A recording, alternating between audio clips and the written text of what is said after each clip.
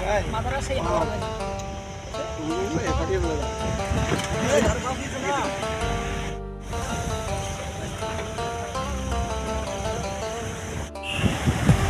Everyone, তবে আমরা চলে যাচ্ছি দেশ থেকে বিদেশে।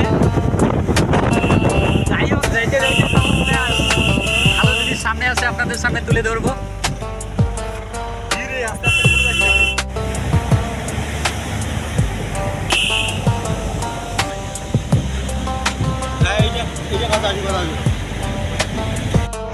আমরা বর্তমানে পৌঁছে গেছি 9 মাইল।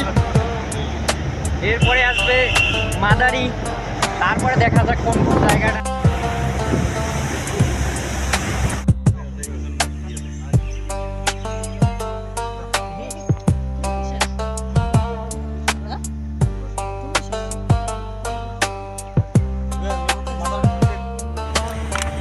যাই হোক, দেখতে দেখতে দূরত্ব বেশি হয়ে যাচ্ছে, টাইম যত বাড়তেছে আমাদের দূরত্ব তত বাড়তেছে। আমরা আর কিছুক্ষণের মধ্যে পৌঁছাই মাদারি হাটে পৌঁছায় যাব। মাদারি থানা ব্লক কিছুক্ষণের মধ্যে পৌঁছাবো। যাই হোক, আমাদের লাগবে পৌঁছাইতে কমসে কম 1.5 থেকে 2 ঘন্টা। এই 1.5-2 ঘন্টার মধ্যে অনেক পাহাড় পর্বত অনেক কিছু পার হয়ে যাব। এখনো সমতল ভূমির মধ্যেই আছি। আস্তে আস্তে এগোতে থাকি, দেখি কত দূরে গেল যায়। খুব সুন্দর একটি মন্দির পার হয়ে আসলাম, যেটাকে আমরা বর্তমানে মাদারিহাট ট্রাফিকে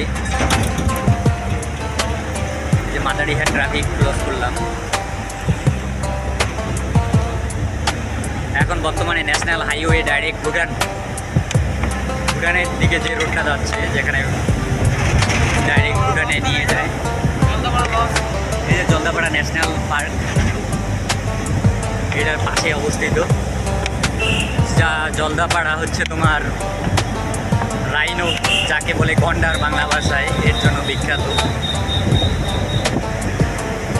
তারপরে দেখতে পাচ্ছেন সকাল সকাল অনেক বাইক আরোহী নিজের নিজের কাজের তাগিদে ছুটছে।